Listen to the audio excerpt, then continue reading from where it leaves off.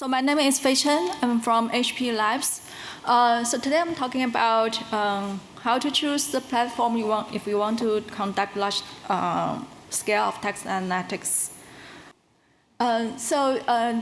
Traditionally, people use MapReduce for text analytics because they're good at dealing with unstructured data, including text documents. So in the new generation, recent generation of DBMS, they have two nice features. One feature is the most commercial database. They provide this user-defined function that allow you to wrap your analytics function inside them. The second nice feature is they provide this massive parallel processing architecture that can automatically parallelize your UDF on multiple nodes. So given these two features, we have the second option that is actually running your text analytics inside DBMS.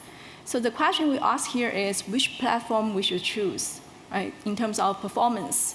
So to answer this question, we construct a benchmark.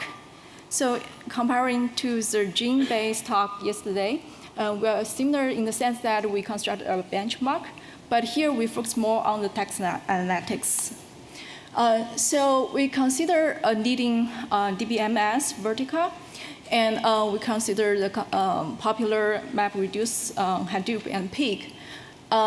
So here we focus on one particular text analytics task, which is information extraction. So here for information extraction, usually it takes a set of documents, and you have a predefined schema, and then you want to extract from your documents of strings to populate your tables. Now we used a real-world text corpus, which is a snapshot of Wikipedia in 2012. And we consider 4 types of IE operators. The first category is learning-based extractors. Those are extractors using machine learning algorithms, such as hidden Markov model for extraction. The second one is regular expression. Here you use regular expression to express the patterns you search in the documents. The third is dictionary matching, where you usually have a dictionary containing people name, product names, and you want to match your documents against those dictionary to find the mention of the names. Finally, we also consider relational operators. Those are used to stitch together your extractors to express more complex jobs. So the IE workflow is nothing but the workflow consisted of these 4 types of operators. So in terms of implementing the IE workflow, we find out that both platforms provide similar capability. For example, in terms of learning-based extractor, on both platforms, you have to implement your own code and wrap them as UDFs. For regular expressions and relational operators, both platforms provide built-in operators. You don't have to build your own code. And for the dictionary matching, you have to use both UDF and some built-in operators.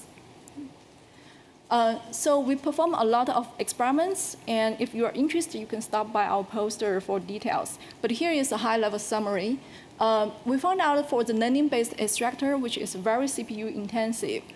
And for that extractor, there's not too much difference between Vertica and Hadoop.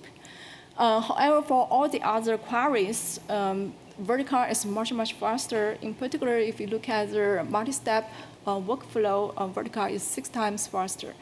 So this mainly because that all the other queries, they involve very intensive joins, table scans, and Vertica is very good at those things. All right, so here's my conclusion.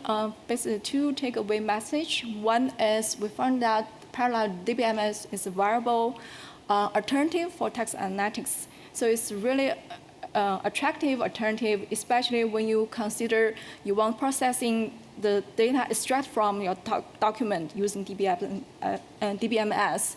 So in this way, you don't have to move your data around.